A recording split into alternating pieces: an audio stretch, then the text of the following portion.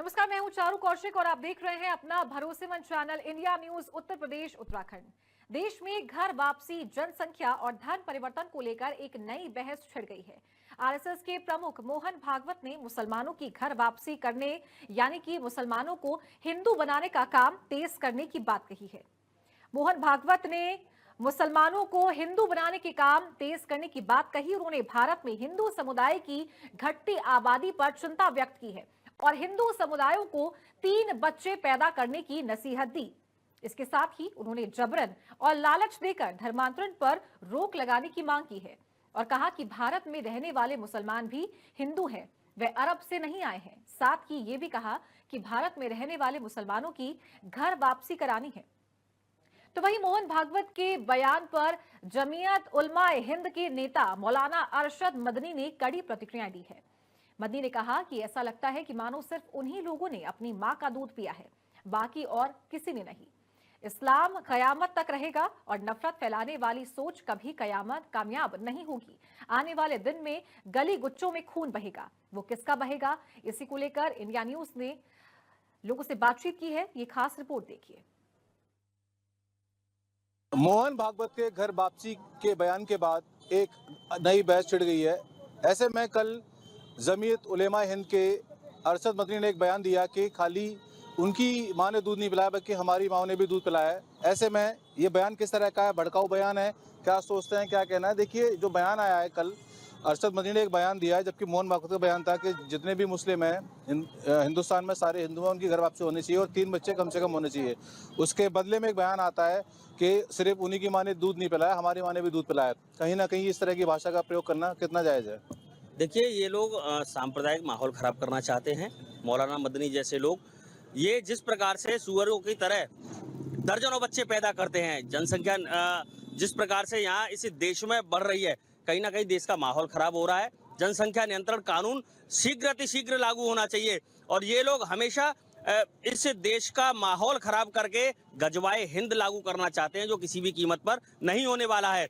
इन्होंने सन 1946 में direct action के नाम पे मुस्लिम लीग के द्वारा तमाम हिंदुओं का नरसंहार किया गया। उसके बाद में लगातार जब देश की आज़ादी के बाद में किस प्रकार से जनसंख्या मुस्लिमों की बढ़ रही है और अन्य इनके देशों में पाकिस्तान हो या बांग्लादेश हो, वहाँ हिंदुओं की जनसंख्या कम हो रही है। तो ये केवल और केवल गजवाए हिंद को लेकर अपनी जनसंख्या बढ़ाकर और इस देश को मुस्लिम राष्ट्र घोषित करना चाहते हैं, जो किसी भी कीमत पर होने वाला नहीं है। मैं हिंदुओं से अपील करना चाहता हूं कि आप लोग भी, जब ये लोग अपनी जनसंख्या बढ़ा रहे हैं तो हम लोगों को भी अपनी जनसंख्या बढ़ानी चाहिए, जिससे कि हम लोग इनसे दो हाथ हमेशा करने की स्थिति में रहें। जिस तरह का बयान आता है अरशद मदनी का मोहन भागवत के बयान के बाद में, कैसे देखते हैं इसको? देखिए, सबसे पहले मदनी अपने फोर फादर के नाम गिराएं। मैं आपको 2 नहीं कई एग्जांपल दे चुका हूं। मोहम्मद अली जिन्ना के जो दादा थे प्रेमजी भाई ठक्कर, उनके दादा का नाम प्रेमजी भाई ठक्कर था। पाकिस्तान के राष्ट्रकवि अल्लामा इकबाल, उनके दादा का नाम बीरबल शंभू था। और शेख अब्दुल्ला, वो कई बार इस बात को कह चुके हैं कि मेरी जो फोर्थ जनरेशन है वो कोल से आते हैं, कोल सोसाइटी से आते हैं। कोल भी कश्मीरी हिंदू ही थे।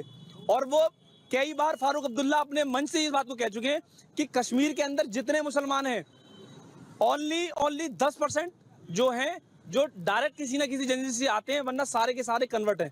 तो माननीय मोहन भागवत जी ने जो बयान दिया है, उनने सही तो कहा है। हिंदू सनातन संस्कृति में कहीं भी धर्म परिवर्तन शब्द ही नहीं है। हमारे यहाँ कोई यहाँ आने के बाद कोई शरीर में छेड़छाड़ नहीं की जाती। जो व्यक्ति पैदा होता है वो हिंदू ही पैदा होता है, इसलिए हमको किसी को कन्वर्ट करने की नहीं। हमारे यहाँ सिर्फ सीधा सीधा कॉन्सेप्ट है घर वापसी का। धर्मांतरण कराना हमारे यहाँ कोई कॉन्सेप्ट ही नहीं है। अरशद मदनी का जो बयान आता है कि सिर्फ उन्हीं की माँ ने दूध नहीं पिलाया, हमारी माँ ने भी दूध पिलाई है, क्या लगता है इस तरह के भड़काऊ बयान देकर किस तरह का संदेश देना चाहते हैं? मदनी जैसे ये धर्मगुरु है, धर्मगुरु नहीं है, या अराजकता फैलाने का कार्य करते हैं। जिस तरीके से देखिए, देश के अंदर बेरोजगारी की बात होती है, एक तरफ बेरोजगारी की बात होती है, एक तरफ ये कहते हैं हम 2 हमारे 12। ये क्या है? कभी इन्होंने मुस्लिम के पढ़ाई के लिए, शिक्षा के लिए कुछ आगे कभी स्पीच दी, कोई भाषणबाजी करी? खाली अराजकता और देश का माहौल खराब करने के लिए इस तरीके की बयानबाजी करी जाती है। इनको सिवा देश के अंदर शांति पसंद नहीं है, सिवा अराजकता फैलाने के। हम दो हमारे दर्जन, ये क्या है? ये देश के अंदर बेरोजगारी बढ़ाने का काम है। हम कहते हैं शेर का बच्चा एक ही अच्छा। और रही बात दूध पीने की, तो दूध सबकी माँ पिलाती है और इनका भी देख रखा है। खाली अपनी राजनीति रोटी सेकने के लिए एक मासूम मुस्लिमों को बरगलाया जाता है। हम दो हमारे दर्जन भर, इनसे क्या होगा? बेरोजगारी होगी। कभी इन्होंने मुस्लिमों की शिक्षा की या उनकी रोजगार की कभी इन्होंने बात करी है? नहीं। खाली अपनी राजनीति सोच के लिए, देश का माहौल खराब करने के लिए ऐसी बयानबाजी करते रहते हैं। बिल्कुल ऐसी बयानबाजी कहाँ तक जायज है? मोहन भागवत का बयान है कि जनसंख्या और धर्म वापसी को लेकर एक बार फिर से बहस छिड़ गई है। अरशद मदनी का बयान आता है कि हमारी माँ ने भी दूध पिलाया। देखते हैं दो बाजू। देखिए, मौलाना अरशद मदनी साहब का जो बयान आया है, ये बयान एक सियासी बयान है और समाज में विभाजन करने वाला बयान है, क्योंकि हमारा संविधान हर किसी को अपने धर्म की आस्थाओं के रीति रिवाजों के साथ चलने की और प्रचार प्रसार करने की आज़ादी देता है। मोहन भागवत साहब ने जो बयान दिया, तो उन्होंने कोई जबरन या दबाव की बात नहीं कही। जो कहा उन्होंने घर वापसी की बात, तो हर किसी को अपने अपने धर्म की आस्थाओं की और रीति रिवाजों के साथ अपना प्रचार प्रसार करने की आज़ादी संविधान ने दी है, तो उन्होंने संवैधानिक दायरे में ही बात कही। जहां तक सवाल मौलाना अरशद मदनी साहब का है, इस तरह का बयान उन्हें कि माँ की कोई माई के लाल नहीं है, साथ उसने दूध नहीं पिया है या खून की नदियां बह जाएंगी, ये गैर संवैधानिक बयान है और ये गैर इस्लामिक भी है, क्योंकि ये बयान कट्टरता से भरा हुआ है। कट्टरता की वजह से समाज में विभाजन करने के लिए ये बयान दिया गया है। ना तो इसका इस्लाम से कोई ताल्लुक है, ना संविधान से कोई ताल्लुक। बिल्कुल। किस तरीके से देखते हैं इस बयान को? पहले मोहन भागवत का बयान आता है, उसके बाद में अरशद मदनी का बयान। मैं समझता हूँ कि जो मुगल आक्रांताओं ने जिनकी बहन बेटियों को की इज्जत को लूटा और उन्हें प्रलोभन दिया, उन्हें खरीदा गया, और जो खरीदे गए और खरीद के जिन्होंने धर्म परिवर्तन किया वो इस्लाम बना। मदनी को ये समझ में आना चाहिए कि कहीं ना कहीं तेरे जो 2 पीढ़ी 4 पीढ़ी 6 पीढ़ी पहले जाएगा तो तू कहीं ना कहीं सनातन की औलाद निकलेगा, तेरा डीएनए सनातनी निकलेगा। भारत में रहने वाला प्रत्येक मुसलमान यदि डीएनए मैच कर लिया जाए तो सनातनी बनेगा। बस अंतर इतना है कि जो हिंदू हैं वो कट गए लेकिन बिके नहीं, वो बिक गए केवल कटने के डर से, वह मुसलमान है। मदनी को इतना समझ में आना चाहिए, मोहन भागवत के बयान पर कटाक्ष करने से वो बहुत बड़ा नेता नहीं बन पाएगा। वो मदनी है, मदनी रहेगा, उसे 4 लोग जानते नहीं होंगे। जो भी मदनी है वो मोहन भागवत से एक कह सकते हैं कि उनके बयान पर पटाक्षेप करना, इस हिंदुस्तान में एक वैमनस्यता की स्थिति पैदा करना, ये इन लोगों के खून में मिक्स हो गया है और ये वो सब कर रहे हैं। मैं समझता हूँ कि माँ को देखेगा तो तेरी भी माँ वही निकलेगी जिस माँ को तू चैलेंज कर रहा है। बिल्कुल दूध की बात कही। किस तरीके से देखते हैं इस बयान को पूरे को, जो जिस तरह का बयान आता है अरशद मदनी का, कि देखते हैं किसकी माँ ने कितना दूध पिलाया है? देखिए, सबसे पहले बात अगर आती है घर वापसी की, मुझे लगता है घर वापसी होनी चाहिए। अगर कोई घर से अपने चला गया है नाराज होकर, बिछड़कर किसी दबाव में, तो उसको घर में आना चाहिए। लेकिन जब कोई घर में वापस आता है तो उसकी सुरक्षा के हमारे पास क्या इंतजाम है?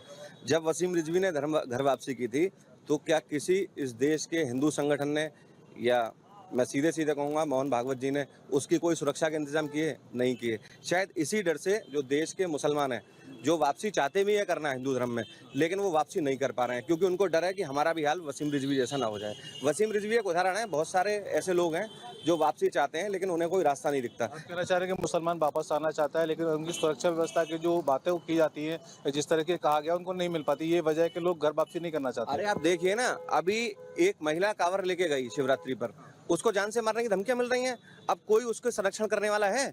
वो जा रही है, पुलिस में गुहार लगा रही है। भाई क्यों लगा रही है गुहार? उसको मन है अगर हिंदू बनने का, तो जो हिंदुओं को धर्मांतरण का या घर वापसी का प्रोपोगंडा लेके देश में चल रहे हैं, क्या उनकी नैतिक जिम्मेदारी नहीं है कि उसको सुरक्षा प्रदान की जाए?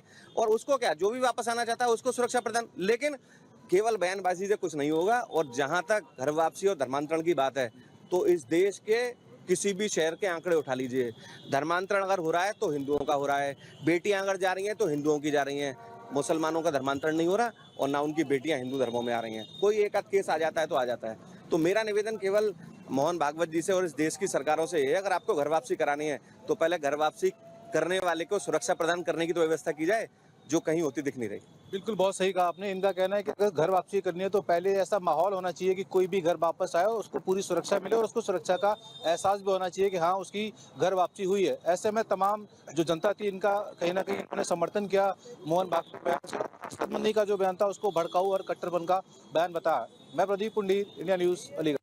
देश में इन दिनों घर वापसी और धर्म परिवर्तन जनसंख्या नियंत्रण को लेकर जंग छिड़ गई है। आरएसएस प्रमुख मोहन भागवत ने कहा है कि हर सनातनियों को 3 बच्चे पैदा करना चाहिए। उसको लेकर जो जामियत उलेमाए हिंद के मौलाना अरशद मदनी ने कड़ी प्रतिक्रिया दी है। उन्होंने कहा है कि सिर्फ उन्हीं लोग अपने माँ की दूध नहीं पिए हैं, बल्कि हर लोग अपने माँ की दूध पिए। इसको लेकर अब जंग छिड़ गई है। हमारे साथ कुछ मुस्लिम समाज के लोग हैं, हम उनसे जानने की कोशिश करेंगे वो किस तरह से इस बयान को देखते हैं। आरएसएस प्रमुख एक बार फिर से उन्होंने बयान दिया है कि घर वापसी, जनसंख्या नियंत्रण और धर्म परिवर्तन, इसके अलावा उन्होंने कहा कि 3 बच्चों कि सनातन को 3 बच्चे पैदा करना चाहिए। किस तरह से देखते हैं? देखिए, इसमें मोहन भागवत आरएसएस प्रमुख जी का जो बयान आया था उस पर लोगों की प्रतिक्रियाएं आई ही थी। किसी को आप निर्धारित नहीं कर सकते। एक तरफ सरकार द्वारा ये चलाया जा रहा है कि हम दो हमारे दो के स्लोगन पर अब मोहन भागवत जी अगर ये 3 का स्लोगन दे रहे हैं तो ये कहीं से गलत है। ये ऐसा बयान उनको नहीं देना चाहिए कि अब 3 बच्चे किए जाएं और घर वापसी का मसला हो। तो ये सब आखिरकार ये राजनीति की बातें ये चुनाव से पहले ही क्यों की जाती है? अगर घर वापसी करानी है तो वो अपना एक मैनिफेस्टो खोल दे कि नहीं, हम पूरे ताउम्र जिंदगी जो है हम मुसलमानों उसके को घर वापसी कराते रहेंगे।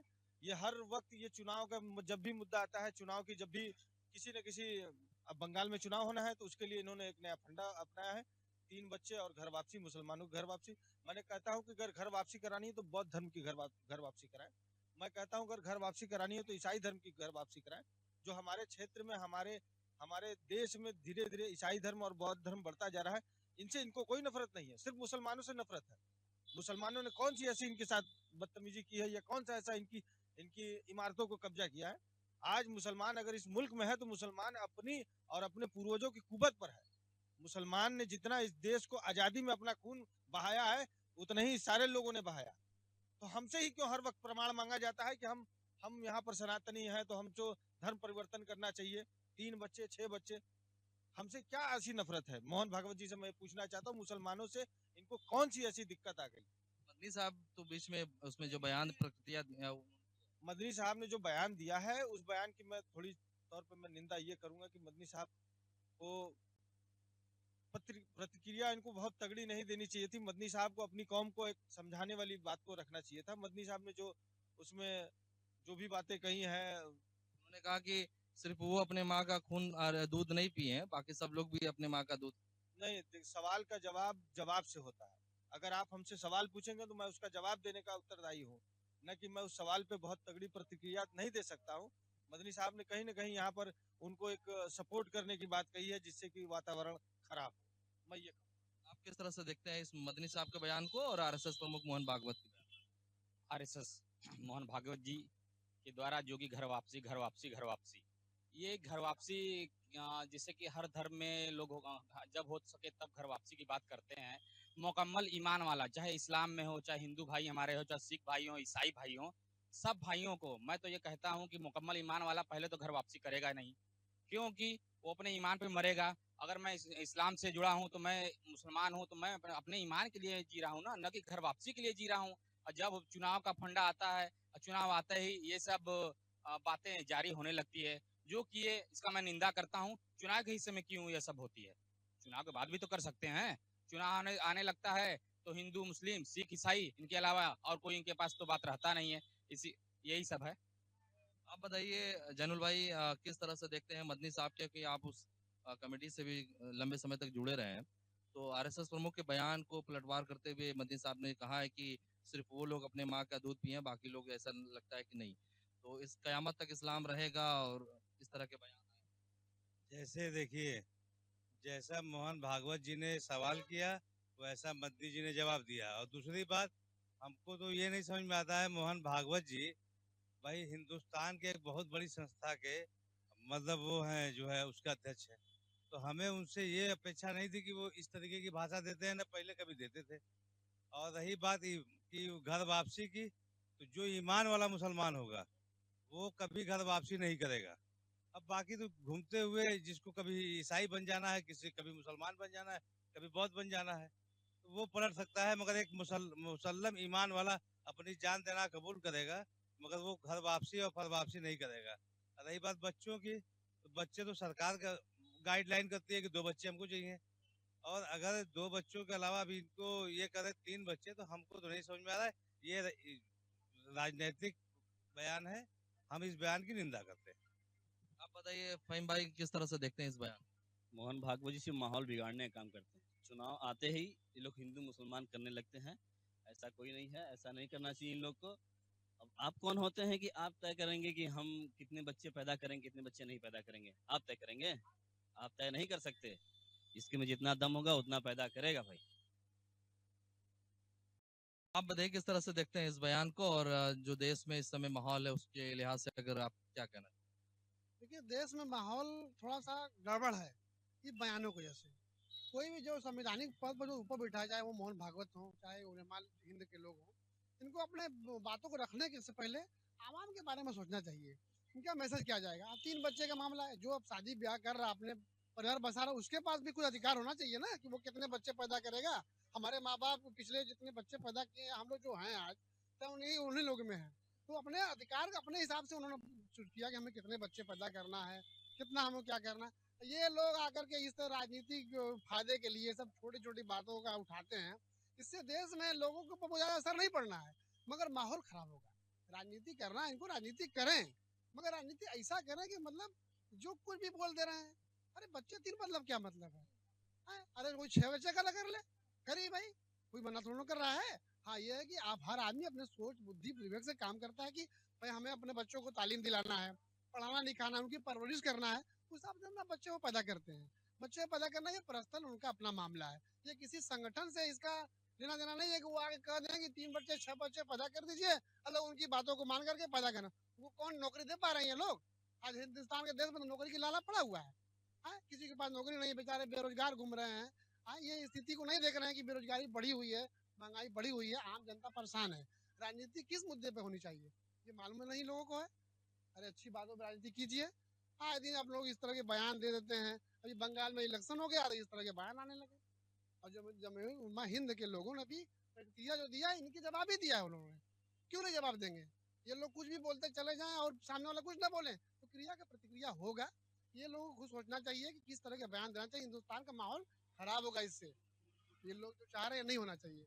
आप बताइए कि आरएसएस प्रमुख मोहन भागवत का ने घर वापसी, जनसंख्या नियंत्रण, उसके बाद धर्म परिवर्तन यानी कि घर वापसी, मतलब जो यहाँ पर जो भारत में लोग रहते हैं वो सनातनी रहे हैं, उनके पूर्वज ने कभी वो परिवर्तन किया, तो अब धीरे धीरे उनको कन्वर्ट कराने की बात कही जा रही है, तो आप किस तरह से देखते हैं? 1947 से ये देश आजाद हुआ है, अभी तक तो कोई ऐसी बात नहीं है। इस सरकार में ऐसा कौन बात आ रहा है जो बस 2 बच्चे 3 बच्चे लेकर लोग मुद्दा उठाने लगे। जब 1947 में जंग लड़े, वीर अब्दुल हमीद ने अपने कुर्बानी देकर अपना इस देश को बचाया। आज मुसलमान इतने दुश्मन हो गए हैं कि जो 2 बच्चा 3 बच्चा लेकर चल रहे हैं वो कहाँ जाएंगे भाई। इसलिए जो है जो सरकार करे वो उचित करे, न्याय करे, एक तरफा बात कोई न करे कि जो किसी को तकलीफ हो, बस हम यही चाहते हैं। बिल्कुल एक तरफा न हो, न्याय वाली बात हो। आप बताइए, तो जमीयत उलेमा हिंद के अरशद मदनी के बयान को आपने कहा कि मैं निंदा करता हूँ, ये मतलब वर्तमान परिदृश्य के हिसाब से वो ठीक नहीं था, तो आरएसएस प्रमुख जो बयान दे रहे हैं वो सही है या फिर मौलाना अरशद मदनी के बयान को आप गलत ही ठहरा? नहीं, मौलाना अरशद मदनी साहब के बयान को मैं गलत नहीं ठहरा रहा हूँ। मेरे कहने का तात्पर्य ये है कि जो इन्होंने जो प्रतिक्रिया दी है, उस प्रतिक्रिया को थोड़ी सी सलाहियत से इनको कहना चाहिए था बात को, जिससे कि मुस्लिम और हिंदू में एक सौहार्द बना रहे। और मोहन भागवत जी तो अगर ये हिंदू के इतने ही चाहते हैं, हिंदू की इतनी ही बात करते हैं, तो ये क्यों नहीं बात करते शिक्षा पर? क्यों नहीं ये बात करते कि जो हमारा आज 80 करोड़ जनता जो है 5 किलो राशन पे जा रही है, क्यों नहीं ये हिंदुओं को आगे बढ़ाने के लिए एक संस्था खोलते हैं जिसमें पढ़ाई, शिक्षा, स्वास्थ्य फ्री में देंगे? इसके लिए कभी इन्होंने पहल नहीं की। ये सिर्फ और सिर्फ ये लोग अपने वोट के लिए हिंदुओं का इस्तेमाल कर रहे हैं, सनातन के नाम पर सिर्फ हिंदुओं को बदनाम कर रहे हैं और ये कुछ नहीं कर रहे हैं। मोहन भागवत जी सिर्फ और सिर्फ राजनीतिक स्टंट खेल रहे हैं। आज से 10 साल 20 साल पहले मोहन भागवत जी आरएसएस प्रमुख की संस्था को कोई भी विशेष तौर पर नहीं जानता था। आज की डेट में आरएसएस प्रमुख को जानने लगे हैं लोग, तो अपनी पहचान, अपनी रेपुटेशन को बरकरार रखने के लिए आए दिन उल जुलूल बयान कर रहे हैं। भारत एक बहुत ही खूबसूरत देश है। अंग्रेजों के समय से कहा गया कि ये सोने की चिड़िया थी। अंग्रेज भी लड़े हैं तो सिर्फ आरएसएस से नहीं लड़े हैं, अंग्रेज ने हर एक हिंदुस्तानी से लड़ा और इस देश को आजादी दिलाने में हर एक हिंदुस्तानी, मैं किसी मजहब की बात नहीं कर रहा हूँ, हर एक हिंदुस्तानियों ने साथ देकर कंधे से कंधा मिलाकर इस देश को आजाद कराया। तो आखिरकार इनको दिक्कत है कहाँ पर? क्यों ये हर वक्त मुसलमानों के प्रति या फिर किसी न किसी बातों को लेकर ये क्यों ऐसा उल जुलूल बयान देते हैं? इनको अगर बात करनी है, मैं मोहन भागवत जी से ये अनुरोध करूंगा आपके चैनल के माध्यम से, अगर बात करनी ही है, अगर देश के जनता के हित के बारे में बात करनी है, तो ये बात करें, शिक्षा पे बात करें, स्वास्थ्य पे बात करें। आज हमारे यहाँ सामुदायिक स्वास्थ्य केंद्र है, लगभग 20 साल ऊपर हो गया, लगभग 20 साल से आज वो बंद है। हमारे क्षेत्र में कम से कम कुछ नहीं तो आप 1.5 लाख की आबादी है, हमारा मड़िया नायब पंचायत मिलाकर 1.5 लाख से ज्यादा आबादियां हैं। बनास सूजाबाद लगता है हमारे क्षेत्र में, लेकिन यहाँ मेडिकल की सुविधा नहीं है। अगर कोई बीमार हो जाता है तो यहाँ से 8 से 10 किलोमीटर जाना होता है। कई ऐसी घटनाएं हो चुकी है हमारे क्षेत्र में, लेकिन इस पर कोई भी व्यक्ति विशेष या कोई भी सनातन का झंडा उठाने वाला व्यक्ति हो, हमारे क्षेत्र के ही क्यों ना हो या यहाँ के वर्तमान विधायक क्यों ना हो, चाहे कोई भी हो, लेकिन इस समस्या को कोई भी उजागर करने वाला नहीं कि हमारे इतनी बड़ी जनसंख्या में किसी भी चीज को, स्वास्थ्य केंद्र को बढ़ावा दिया जाए। मदनी साहब का एक बयान ये भी है कि गली गुच्छे में खून बहेंगे, क्या ये सही बयान है? नहीं, हम इस बयान से सहमत नहीं है, क्योंकि हम गंगा जमुनी तहजीब के वो हैं, तो हम तो इस बयान की भाई नहीं वो करेंगे कि भाई ये बयान गलत है। और बाकी हम संघ प्रमुख मोहन भागवत जी से ये गुजारिश करना चाहेंगे कि जैसे जो हमारे हिंदू भाई बेरोजगार हैं, आप हिंदू भाई के देशी बनो, आप मुसलमान भाई के मत बनो, कोई दिक्कत नहीं है। तो कम से कम जो हमारे हिंदू भाई जो जिनके पास काम नहीं है, जिनके पास जो बेरोजगारी घूम रहे हैं, उन्हें आप काम दीजिए, हॉस्पिटल की सुविधा जगह जगह लाइए। ठीक है, चलिए शुक्रिया। तमाम लोगों से हमने बातचीत की, अलग अलग प्रतिक्रियाएं थी लोगों की। कुछ लोगों का कहना है कि मोहन भागवत चुनाव के समय इस तरह के बयान देते हैं, कुछ लोगों का ये मानना है कि मोहन भागवत अगर देश को एक खुशहाली की ओर ले जाना चाहते हैं तो सारे लोगों की बात करे, मतलब सबका साथ, सबका विकास और सब पर विश्वास का जो नारा है भारतीय जनता पार्टी का, उसी नक्शे कदम पर अगर भारतीय जनता पार्टी के नक्शे कदम पर मोहन भागवत जी चलते तो निश्चित तौर पर देश हमारा तेजी से विकसित होगा। और इस तरह के बयान, धर्म परिवर्तन, घर वापसी, जनसंख्या नियंत्रण, 3 बच्चे जैसे मुद्दों को बयान देना निश्चित तौर पर यह चुनावी स्टंट है। लोगों ने इसका देश में इन दिनों घर वापसी, जनसंख्या और धर्म परिवर्तन जैसे मुद्दों पर एक बहस सी छिड़ी हुई है। तमाम तरह के बयानबाजी आ रहे हैं इसको लेकर के। जिस तरह से मदनी ने कहा है कि इस्लाम कयामत तक रहेगा, नफरत फैलाने वाले इसमें कामयाब नहीं होंगे। ऐसे में तमाम जो हिंदू संगठन है उनका क्या कुछ कहना है जानने के लिए यहाँ पर देखिए तमाम लोग हैं जिनसे बात करते हैं। सर क्या कहेंगे, जिस तरह से मदनी का बयान आया है, क्या कुछ कहेंगे? इसके मदनी का जो बयान आया है ये बहुत ही निंदनीय है और एक प्रकार से अराजकता फैलाने वाला बयान है। और इसमें तो मदनी के खिलाफ FIR करके इनको जेल भेज देना चाहिए, क्योंकि इस प्रकार जो देश में अराजकता का माहौल पैदा करने का ये स्टेटमेंट दे रहे हैं, ये बहुत ही गलत है और एक शांति व्यवस्था के लिए खतरा है, देश के लिए खतरा है। सर आप बताइए, क्या नाम है? अवधेश प्रताप सिंह। अवधेश जी, जिस तरह से पहले आरएसएस प्रमुख ने कहा है, जनसंख्या को लेकर के बयान दिया, उसके बाद मदनी ने कहा है कि नफरत फैलाने वाले कामयाब नहीं होंगे और इस्लाम क़यामत तक रहेगा, क्या कुछ कहेंगे? देखिए, नालियों में खून बहाने की बात कही है, कहा है किसका है? जानकारी है उनके बयान की। आरएसएस प्रमुख ने जो बयान दिया तो वो एक धर्म की वो भी बात करते हैं और मदनी जी हैं वो भी अपने एक धर्म की बात करते हैं। दोनों धर्म अपने अपने धर्मों को लेकर सभी सजग हैं। और आरएसएस प्रमुख जी ने जो बयान दिया तो 3 बच्चे हो, पहले तो आरएसएस प्रमुख को जितनी आबादी हमारी है उस पर रोजगार की बात करनी चाहिए। जनसंख्या को रोजगार कैसे देंगे? बच्चे पैदा कर देना बहादुरी नहीं है। और आरएसएस प्रमुख का बयान हिंदू धर्म को लेके है। अगर घर वापसी की बात आती है तो घर वापसी कहीं तक जो लोग अपनी स्वेच्छा से आना चाहते हैं उनका हम लोग स्वागत करते हैं। और भविष्य में जो मदनी साहब ने बयान दिया कि गलियों में खून बहेगा तो किसका बहेगा, उन्होंने गलत बयान नहीं दिया। अभी हमारे अधिवक्ता साथी ने बताया कि मदनी जी ने बयान दिया, उनके खिलाफ कार्रवाई होनी चाहिए। सबसे पहले तो हमको उस पर विचार करना चाहिए कि अगर हम आपसी भाईचारे को संघर्ष में तब्दील करते हैं तो खून बहेगा तो किसका बहेगा, उस पर भी हमको विचार करने की आवश्यकता है कि अगर हमारा आपका कहीं पे विवाद होता है, गली में खून बहता है, तो हमारा आपका भाईचारा खत्म होता है। सबसे पहले तो आरएसएस प्रमुख को ऐसे बयानों से बचना चाहिए कि कौन बच्चे पैदा करे कौन ना करे। ऐसी स्थिति में पहले रोजगार पे बात करनी चाहिए, देश के भविष्य की बात करनी चाहिए। अभी दिल्ली में गलगोटिया यूनिवर्सिटी ने एआई का प्रोग्राम किया, तो वहाँ चाइना के इलेक्ट्रॉनिक सामान को अपना बता रहे हैं और माननीय प्रधानमंत्री जी हमारे उसी में सारी योजनाओं को लेके बखान कर रहे हैं। लगातार आपने भी मीडिया के माध्यम से, लोगों के माध्यम से सुना होगा। पहले अपने राष्ट्र को मजबूत करिए, आने वाली पीढ़ियों को रोजगार दीजिए, हमारे किसान, नौजवान और सरहद पे जो हमारी सेनाएं हैं उसके लिए बेहतरी के लिए बात करिए। भारत अगर मजबूत होगा तो दुनिया में हर स्तर पे लड़ने के लिए वो सक्षम होगा। बिल्कुल। आपका क्या नाम है?